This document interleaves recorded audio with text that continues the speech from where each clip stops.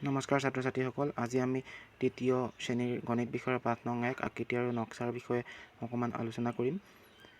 ইয়াতে আকৃতি বা নক্সা বুলি কওঁতে আমি জ্যামিতিক আকৃতি বা নক্সাৰ বিষয়ে জানিব লাগিব।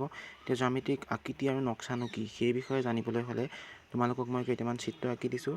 প্ৰথমতে আঁকিছোঁ এটা গোলকে, তাৰ নাম বৃত্ত। এটা তিনিকোণীয়া, ইয়াক ত্ৰিভুজ বুলি কয়। চাৰিকোণীয়া কিন্তু চাৰিটা বাহু সমান, ইয়াক আমি বৰ্গ বুলি ক'ম।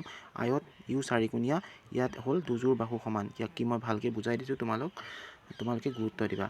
এতিয়া এইটো বৰ্গটো হ'ল তোমাৰ কেনেধৰণৰ যে বৰ্গটো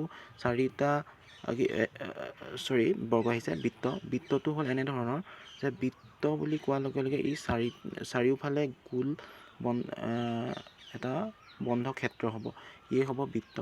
তাৰপিছত আহিলে ত্ৰিভুজটোত আকৌ তোমাৰ তিনিটা বাহুৰে আগুৰা এটা বন্ধ ক্ষেত্ৰ, তাক আমি ত্ৰিভুজ বুলি ক'ব পাৰোঁ। আৰু ইয়াত তাৰপিছত আহিলে বৰ্গ বুলি কওঁতে আমি কি কৰিব লাগিব? বৰ্গ হ'ল চাৰিটা বাহুৰে আগুৰা বন্ধ ক্ষেত্ৰ, কিন্তু চাৰিটা বাহু ইয়াত সমান হ'ব লাগিব, সেইটো কথা আমি গুৰুত্ব দিব লাগিব। আয়ত বুলি কওঁতে আহিব চাৰিটা বাহু, ইয়াৰে দুযোৰ বিপৰীত বাহু সমান জোখৰ হ'ব আৰু দুযোৰ বিপৰীত বাহু সমান জোখৰ হ'ব, ই হ'ব তেতিয়া আয়ত।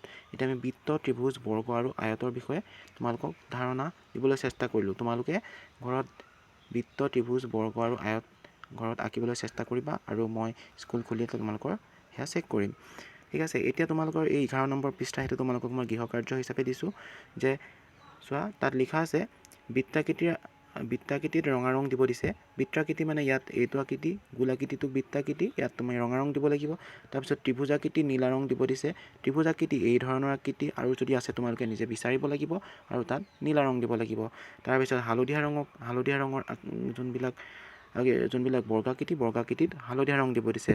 মই শুদ্ধ চিন দুডাল দিছোঁ, সি হ'ল বৰ্গাকৃতি, যিহেতু ইয়াত চাৰিটা বাহু সমান, সেইকাৰণে এই বৰ্গ, ইয়াত তুমি হালধীয়া ৰং দিব লাগিব।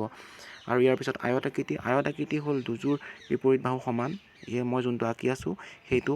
আৰু সেই এনেধৰণৰ আকৃতি যদি আৰু আছে, তুমি তাত সেউজীয়া ৰং দিব লাগিব। ঠিক তেনেধৰণে ইয়াত বৃত্ত, ত্ৰিভুজ, বৰ্গ আৰু আয়ত গোটেইকেইটাতে ৰং কৰি তোমালোকে স্কুললৈ আহোঁতে লৈ আহিবা, মই চেক কৰিম।